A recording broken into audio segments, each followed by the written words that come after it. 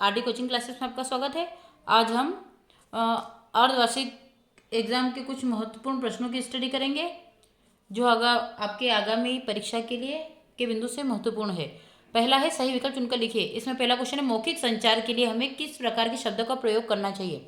मौखिक संचार मतलब कि जिसे हम मुंह से बोलकर व्यक्त करते हैं, यानी कि हम वार्तालाप के द्वारा एक दूसरे के साथ में साझा करते हैं, मौखिक संचार। तो मौखिक संचार के लिए हमें किस प्रकार के शब्दों का प्रयोग करना चाहिए, तो हमें करना चाहिए सरल शब्दों का प्रयोग करना चाहिए। नेक्स्ट है फाइल को पेस्ट करने के लिए निम्नलिखित में से किस शॉर्टकट की का उपयोग किया जाता है, यानी कि फाइल को पेस्ट करने के लिए किस शॉर्टकट की का उपयोग किया जाता है, तो हम किस शॉर्टकट की का उपयोग करते हैं, वी का। फिर पत्ता गोभी में सिंचाई का महत्वपूर्ण चरण, पत्ता गोभी में सिंचाई का महत्वपूर्ण चरण होता है तो पुष्प अवस्था। क्या होता है, पुष्प अवस्था। फिर नेक्स्ट आता है डंपिंग ऑफ का रोग, डंपिंग ऑफ का रोग है, डंपिंग ऑफ का रोग कौन सा है, अंकुर। नेक्स्ट आता है दूर के बाजार के लिए टमाटर के फलों में कटाई की जा सकती है, तो दूर के बाजार के लिए टमाटर के फलों में कटाई की जा सकती है, तो इसका आंसर होगा, क्या होगा इसका आंसर, तो हरे रंग की अवस्था। ठीक है, तो इसको आप अच्छे से कर लीजिएगा। नेक्स्ट क्वेश्चन है रिक्त स्थानों की पूर्ति कीजिए। अब अगला क्वेश्चन है एक सीधी शरीर मुद्रा व्यक्त करती है, तो एक सीधी शरीर मुद्रा क्या व्यक्त करती है, तो इसका आंसर लिखेंगे हम। एक सीधी शरीर मुद्रा क्या व्यक्त करती है, तो ये करती है आत्मविश्वास, आत्मविश्वास। नेक्स्ट क्वेश्चन है आईसीटी का अर्थ है ना, है, तो आईसीटी का अर्थ किससे है, तो आप इसका आंसर लिखेंगे इंफॉर्मेशन एंड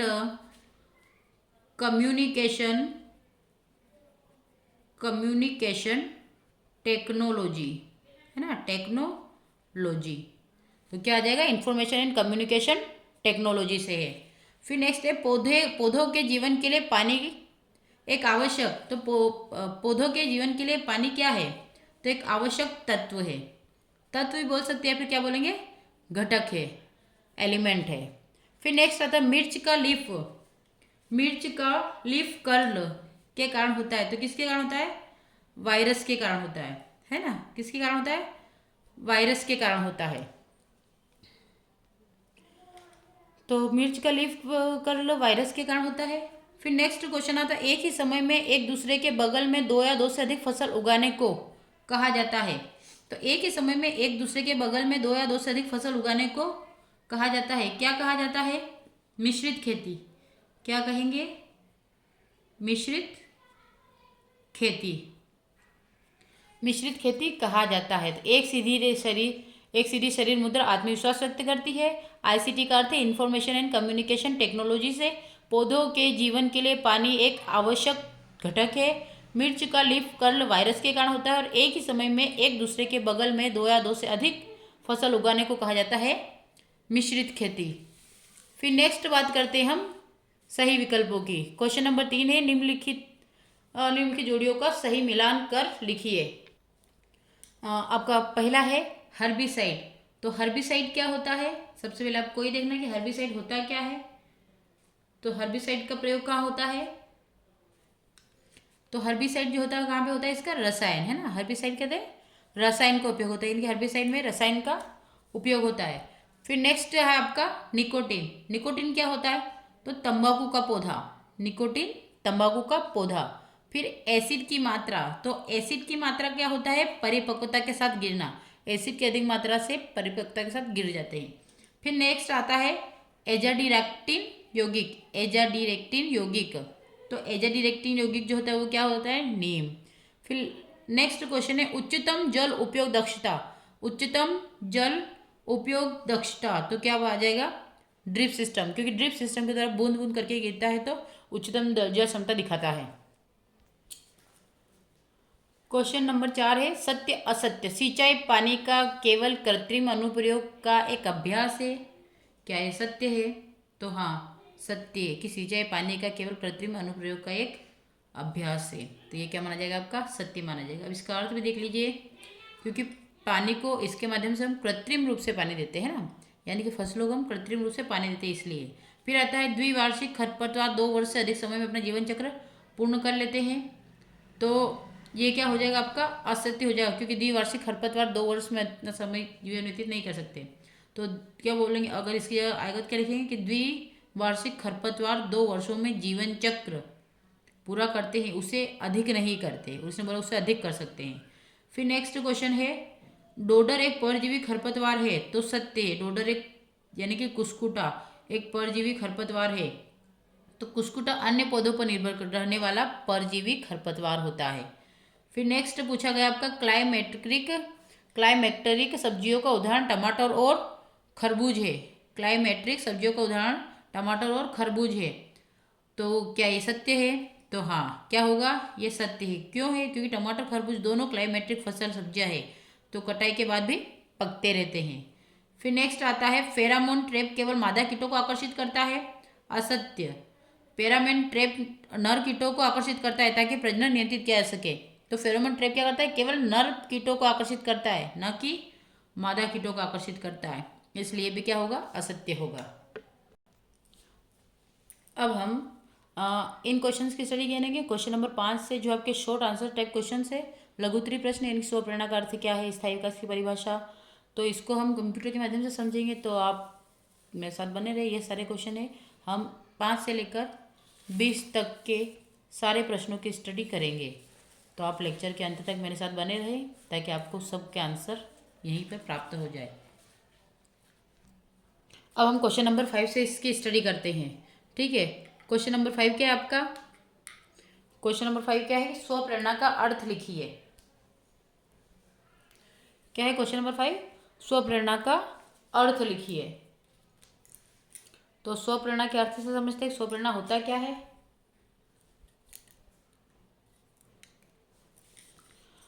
स्वप्रेरणा का अर्थ लिखिए। तो स्वप्रेरणा का अर्थ है अपने भीतर से किसी कार्य को करने की इच्छा या उत्साह उत्पन्न होना। यह वह शक्ति है जो व्यक्ति को बिना बाहरी दबाव के अपने लक्ष्य की ओर आगे बढ़ने के लिए प्रेरित करती है। क्या कहलाता है आपका? स्वप्रेरणा, है ना। स्वप्रेरणा का अर्थ है अपने भीतर से किसी कार्य को करने की इच्छा उत्साह उत्पन्न होना। यानी कि अगर आपकी कार्य करने की इच्छा होगी तो आप अपनी इच्छानुसार प्रसन्न मन से उस कार्य को संपन्न करने का पूरा प्रयास करेंगे। लेकिन अगर आपकी दृढ़ इच्छा या आपका इच्छा नहीं है तो आप चाहे उस कार्य को कितना ही करें, आप उस कार्य में सफल नहीं हो पाएंगे। ठीक है, नेक्स्ट क्वेश्चन है, स्थायी विकास की परिभाषा लिखिए। तो आप मेरे साथ या तो नोट्स बनाते जाए या फिर वो रिपीट करते जाए ताकि आपका ये सारे मटेरियल कंप्लीट हो जाए। फिर आता है स्थायी विकास की परिभाषा। तो स्थायी विकास वह विकास है जिसमें वर्तमान पीढ़ी की आवश्यकताओं की पूर्ति इस प्रकार की जाती है कि भविष्य की पीढ़ियां अपनी आवश्यकताओं को पूरा करने की क्षमता न खोए। स्थायी या सस्टेनेबल विकास वह विकास है जिसमें वर्तमान पीढ़ी की आवश्यकताओं की पूर्ति इस प्रकार की जाती है कि भविष्य की पीढ़ियां अपनी आवश्यकताओं को पूरा करने की क्षमता न खोए। ठीक है, यही है sustainable development is development that meets the needs of the present without compromising the ability of future generations to meet their own needs। फिर नेक्स्ट क्वेश्चन है, सिंचाई क्या है? तो सिंचाई वह प्रक्रिया है जिसमें पौधों को उनकी वृद्धि और उत्पादन के लिए आवश्यक मात्रा में पानी कृत्रिम रूप से उपलब्ध कराया जाता है। उदाहरण, नहर, ट्यूबवेल, स्प्रिंकलर या ड्रिप सिस्टम द्वारा जल देना। ये सारे क्या होते हैं? सिंचाई के प्रकार होते हैं, सिंचाई होती है। फिर खरपतवार की परिभाषा लिखिए। वे अवांछित पौधे जो मुख्य फसल के साथ उग जाते हैं और उनसे पोषक तत्व, पानी, प्रकाश एवं स्थान के लिए प्रतिस्पर्धा करते हैं, खरपतवार कहलाते हैं। उदाहरण, दूब, मोथा, कनेरा आदि। फिर आता है ट्रैप क्रॉप या फसल क्या है? तो वह फसल जो मुख्य फसल से कीटों को आकर्षित करके उन्हें नुकसान से बचाती है, ट्रैप क्रॉप कहलाती है। ट्रैप क्रॉप मतलब कि ठीक है। उदाहरण, जैसे कपास की फसल में कीट नियंत्रण है तो अरहर या सूरजमुखी को ट्रैप क्रॉप के रूप में बोया जाता है। ठीक है, क्या कहा जाता है? तो वह फसल जो मुख्य फसल से कीटों को आकर्षित करके उन्हें नुकसान पहुंचाने से बचाती है, ट्रैप क्रॉप कहलाती है। उदाहरण कपास की फसल में कीट नियंत्रण है तो अरहर या सूरजमुखी को ट्रैप क्रॉप के रूप में प्रयोग किया जाता है। तो आप इसका चाहे तो स्क्रीनशॉट भी ले लीजिएगा। फिर नेक्स्ट क्वेश्चन है आपका दीर्घ उत्तरी, क्वेश्चन नंबर 10वां, मौखिक संचार एवं गैर मौखिक संचार का वर्णन कीजिए। मौखिक संचार, वर्बल कम्युनिकेशन, यह संचार का वह रूप है जिसमें विचारों और भावनाओं को अभिव्यक्त किया शब्दों के माध्यम से की जाती है, बोलकर या लिखकर। उदाहरण बातचीत, भाषण, टेलीफोन, ईमेल, पत्र आदि। फिर नेक्स्ट है गैर मौखिक संचार, इस प्रकार के संचार में शब्दों का उपयोग नहीं किया जाता बल्कि हाव भाव, चेहरे के भाव, इशारे, शारीरिक मुद्रा आदि के द्वारा संदेश प्रेषित किए जाते हैं। इसे गैर मौखिक संचार, नॉन वर्बल कम्युनिकेशन कहते हैं, जैसे मुस्कुराना, सिर हिलाना, नेत्र संपर्क आदि। ये सारे नॉन वर्बल कम्युनिकेशन है कि गैर मौखिक कम्युनिकेशन है। फिर 11वां प्रश्न है कंप्यूटर फाइल और फोल्डर क्या है, वर्णन करें। कंप्यूटर फाइल और फोल्डर क्या है, वर्णन करें। तो आंसर है फाइल कंप्यूटर में किसी भी प्रकार की जानकारी जैसे टेक्स्ट, चित्र, ऑडियो, वीडियो आदि को संग्रहित करने की इकाई को फाइल कहा जाता है। उदाहरण document, docx, photo, JPG, video MP4। फिर आता है फोल्डर, फाइलों को व्यवस्थित रखने के लिए फोल्डर का उपयोग किया जाता है। यह कई फाइलों या अन्य फोल्डरों को समेट सकता है। उदाहरण माई डॉक्यूमेंट्स और डाउनलोड्स, इस टाइप से। फिर आता है क्वेश्चन नंबर 12वां, सफल उद्यमी की विशेषताएं लिखिए। एक उद्यमी में निम्नलिखित गुण होते हैं, आत्मविश्वास और स्वप्रेरणा, निर्णय लेने की क्षमता, जोखिम उठाने की प्रवृत्ति, नेतृत्व एवं प्रबंधन कौशल, परिश्रम और दृढ़ निश्चय, नवाचार की भावना, समय का सदुपयोग। तो ये क्या है क्वेश्चन कि सफल उद्यमी की विशेषताएं लिखिए। तो सफल उद्यमी में निम्नलिखित गुण होते हैं, आत्मविश्वास और स्वप्रेरणा, निर्णय लेने की क्षमता, जोखिम उठाने की प्रवृत्ति और नेतृत्व एवं प्रबंधन कौशल। फिर 5वां आता है परिश्रम और दृढ़ निश्चय, नवाचार की भावना, समय का सदुपयोग और अनुशासन। ये आपके आ गए सफल उद्यमी की विशेषताएं। फिर आता है सिंचाई के पानी के स्रोत लिखे। तो सिंचाई के पानी के स्रोत कौन कौन से होते हैं। तो सिंचाई के मुख्य जल स्रोत निम्नलिखित है। पहला होता है वर्षा जल, दूसरा होता है नदियाँ या लहरें, तालाब और झीलें, कुआं और ट्यूबवेल का जल, फिर भूजल, झरने या बांध। ये सब हो गए सिंचाई के स्रोत। ठीक है, क्या होंगे, सिंचाई के स्रोत होंगे। फिर नेक्स्ट, ठीक है, यहाँ तक ये हो जाएगा आपका सिंचाई के स्रोत। अब हम बात करते हैं 14वें क्वेश्चन की, चौड़ी पत्ती वाली और सकरी पत्ती वाले खरपतवारों में अंतर लिखिए। तो पहले बात करते हैं चौड़ी पत्ती वाली, फिर ठीक है, फिर सकरी पत्ती वाली।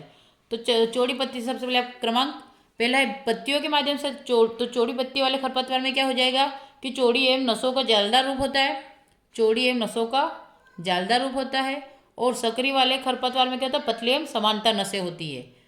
ठीक है, फिर दूसरा आता है उदाहरण, जैसे इसमें भेड़ी, अमरबेल, बथुआ, और इसमें दूब, कनेरा, मोथा। फिर इधर आता है बीजपत्र, 2 बीजपत्री है ना, द्विबीजपत्री होते हैं, और ये होता है एक बीजपत्री। सकरी पत्ती वाला खरपत क्या होता है, एक बीजपत्री होता है। फिर आता है नियंत्रण 2,4-D, जैसे हर्बिसाइड से नियंत्रण करते हैं इसका, और इसका किससे करते हैं, तो अन्य विशेष हर्बिसाइड से नियंत्रण करते हैं। तो ये आप इसको देख लीजिएगा एक बार। ठीक है, ये आपका अंतर हो गया। यहाँ से पहले आप इसका स्क्रीनशॉट ले लीजिएगा और फिर इसका ले लीजिएगा। ठीक है, अब हम बात करते हैं क्वेश्चन नंबर 15वां। क्वेश्चन नंबर 15 क्या कहता है, टमाटर के फल, बोरर और इसके नियंत्रण के उपाय लिखिए। तो सबसे पहले टमाटर के फल, तो वैज्ञानिक नाम क्या है, हेलिकोवर्पा आर्मिजेरा, है ना, हेलिकोवर्पा आर्मिजेरा। हानि, यह कीट फल में छेद कर अंदर से खाता है। फिर फलों का बाजार मूल्य घट जाता है और संक्रमण से उत्पादन में भारी कमी होती है, ये इसकी हानि है। अगर इसके नियंत्रण के उपाय देखें तो प्रभावित फलों को तोड़कर नष्ट करें। पहला क्या है, प्रभावित फलों को तोड़कर नष्ट करें। ट्राइकोग्रामा केलोनीज जैसे जैविक परजीवी छोड़े, फेरोमोन ट्रैप लगाएं, नीम आधारित कीटनाशक एजाडिरेक्टिन 1500 का छिड़काव करें, और आवश्यकता पड़ने पर स्पाइनोज्ड या इमेमेक्टिन बेंजोएट का प्रयोग करें। फिर सिंचाई की विधियों का वर्णन। सिंचाई की मुख्य विधियाँ निम्नलिखित है, परंपरागत विधियाँ, नहर, तालाब, कुएं, बाढ़ सिंचाई आदि। और आधुनिक विधियों की बात करें तो सबसे पहले स्प्रिंकलर का नाम लिया जाता है। अब स्प्रिंकलर क्या होता है, यानी कि पानी को पाइप या नोजल द्वारा वर्षा की तरह खेत में फैलाया जाता है। ठीक है, फुहारों के माध्यम से। फिर आता है ड्रिप सिंचाई, जैसे बूंद बूंद करके, तो पानी को जड़ों तक बूंद बूंद के रूप में पहुंचाया जाता है। फिर आता है सतही सिंचाई, खेत में नालियों द्वारा पानी फैलाया जाता है। अब लाभ की बात करें तो लाभ जल की बचत, पौधों की समान वृद्धि, उत्पादन में वृद्धि। अब बात करते हैं 17वें क्वेश्चन की। ड्रिप सिंचाई क्या है? ड्रिप सिंचाई के लाभ लिखिए। तो ड्रिप सिंचाई ऐसी सिंचाई प्रणाली जिसमें पाइपों और ड्रिपर दोनों द्वारा पौधों की जड़ों तक पानी बूंद बूंद कर के रूप में पहुंचाया जाता है। जैसे लाभ की बात करें तो जल की 40 से 60% तक बचत होती है, खरपतवारों की वृद्धि में कमी, पौधों को समान रूप से नमी प्राप्त होती है, उर्वरक भी साथ में दिया जा सकता है और उत्पादन में वृद्धि होती है।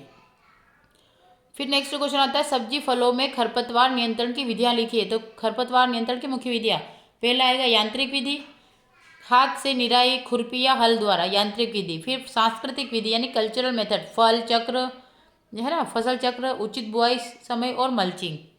फिर आता है रासायनिक विधि, तो हर्बिसाइड जैसे पेंडिमेथालिन 2,4-D का उपयोग करना। और जैविक विधि आता है खरपतवार खाने वाले कीट या रोगों का उपयोग। फिर आता है कीट प्रबंधन की सांस्कृतिक विधियों का वर्णन कीजिए। तो सांस्कृतिक विधियाँ ऐसी विधियाँ जिनमें खेती के तौर तरीके में बदलाव से कीट नियंत्रण किया जाता है। इसमें पहला आता है फसल चक्र अपनाना, फिर समय पर बुआई और कटाई, कीट प्रतिरोधी किस्मों का चयन, संक्रमित पौधों को नष्ट करना, खेत की सफाई और गहरी जुताई, संतुलित खाद व उर्वरक का प्रयोग। ठीक है, तो ये आपका क्वेश्चन कौन सा हो जाएगा? कीट प्रबंधन की सांस्कृतिक विधियों का वर्णन कीजिए। तो सांस्कृतिक विधियाँ ऐसी होती है जिनमें खेती के तौर तरीकों में बदलाव से कीट नियंत्रण किया जाता है। तो ये सारे तरीके आपको दे रखे हैं, आप इसको अच्छे से देख लीजिएगा। फिर नेक्स्ट क्वेश्चन है आपका लास्ट क्वेश्चन, और नेक्स्ट क्वेश्चन है सोलानेसियस परिवार की सब्जियों में परिपक्वता निर्धारण की विधियों का वर्णन कीजिए। तो इसमें आएगा सोलानेसियस परिवार की प्रमुख सब्जियां टमाटर, मिर्च, बैंगन। क्या है? सोलानेसियस परिवार की प्रमुख सब्जियां टमाटर, मिर्च, बैंगन है। इनमें परिपक्वता निर्धारित करने की विधियां, तो रंग के आधार पर टमाटर में हरे से लाल रंग में परिवर्तन, मिर्च में हरे से लाल रंग में परिवर्तन। आकार के आधार पर फल का पूरा आकार प्राप्त होना, कठोरता के आधार पर फल मुलायम होने लगते हैं, दिनों के आधार पर बुआई से 60 से 90 दिन के बीच परिपक्वता, बाजार उद्देश्य के अनुसार दूर के बाजार हेतु हल्के हरे अवस्था में कटाई और स्थानीय बाजार हेतु पूर्ण पके अवस्था में कटाई। तो ये आपके 20 महत्वपूर्ण प्रश्न हो गए। तो आप आगामी अर्धवार्षिक एग्जाम के लिए अच्छे से प्रिपरेशन करें, और मैंने जो बताया ये क्वेश्चन आप इनको सोल्व करने का प्रयास करें। वैसे तो मैंने आंसर सहित आपको प्रोवाइड करवा दिया है, लेकिन फिर भी कोई डाउट होता है या कोई पेपर लगता है कि हमें नहीं आ रहा है, तो आप कमेंट करें और पूछे, मैं आपकी समस्या का समाधान जहाँ तक होगा करने का प्रयास करूँगी। Thank you for watching. और अगर चैनल अच्छा लगा है, लेक्चर अच्छा लगा है, तो मेरे चैनल को लाइक करें, शेयर करें, सब्सक्राइब करें। Thank you for watching.